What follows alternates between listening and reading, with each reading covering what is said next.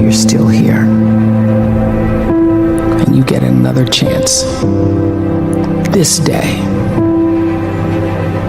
to do better and be better. Another chance to become more of who you were created and what you were created to fulfill.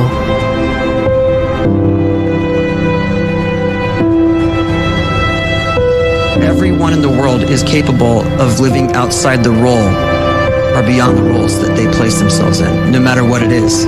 You're not just a dad. You're not just a banker. You're not just a brother or a son or a convict. It doesn't matter. Like, everyone is bigger, much bigger, infinitely bigger than the roles they place themselves in, and is capable of reaching potential greater than anything they could imagine.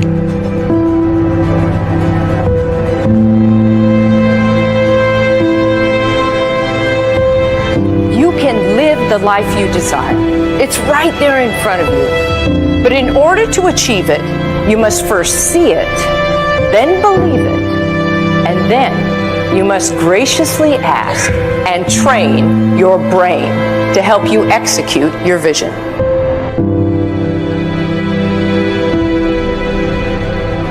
So when you start to focus and you delete distraction from your life and you start to get seriously invested in doing one thing staggeringly well, and you practice that one thing over and over, a term to think about is mundanity.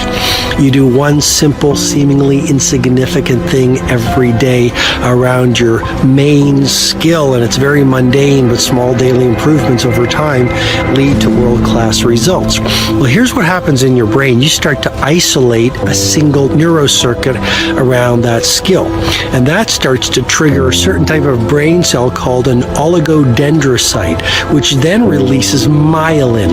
Myelin is a fatty tissue that starts to wrap around that single neurocircuit related to that main skill you've been practicing. And when myelin starts to wrap around the brain circuit, what happens is you have accelerated learning times, you can see more quickly, heightened perception, and you'll learn more quickly. And that is really the quote-unquote secret of the great producers. It's not a result of some natural gift, but their daily practice, their relentlessness and their grit, their work ethic, and their singular focus and sacrifice.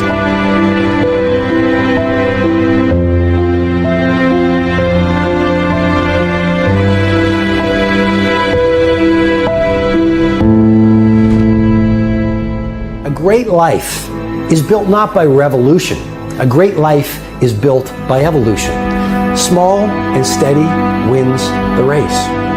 What you do every day is far more important than what you do once every decade. I want you to really think about that idea. What you do every day is simply your life in miniature. And as you live every single day, so you're crafting your life. What you do over the next hours is really building your future.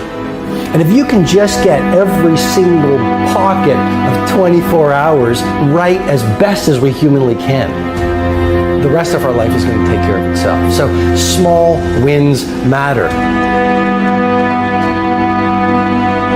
The scripture says we will eat the fruit of our words. You are planting seeds when you talk. At some point, you're going to eat that fruit.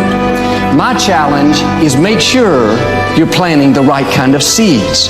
If you want apples, you have to sow apple seeds. If you want oranges, you can't plant cactus seeds, poison ivy seeds, mushroom seeds. You're going to reap fruit from the exact seeds that you've been sowing. In other words, you can't talk negative and expect to live a positive life. You can't talk defeat and expect to have victory. You can't talk lack, not enough, can't afford it, never get ahead, and expect to have abundance. If you have a poor mouth, you're going to have a poor life. If you don't like what you're seeing, start sowing some different seeds.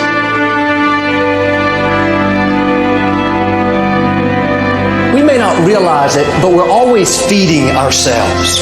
What we watch, listen to, the people we're around, the thoughts we're dwelling on, that's feeding our inner man. If you go to lunch with people that talk bad about the boss, make fun of a coworker, put down a friend.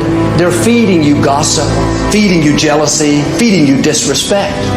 Here's the key. Whatever you feed is going to grow. You may not like what they're feeding you. You're a nice person. But if you continue to hang around them, before long, you'll be gossiping. You'll be critical. You'll be disrespectful. Why? Because you kept feeding the wrong things. If you're always feeding negative thoughts, thinking, I'll never get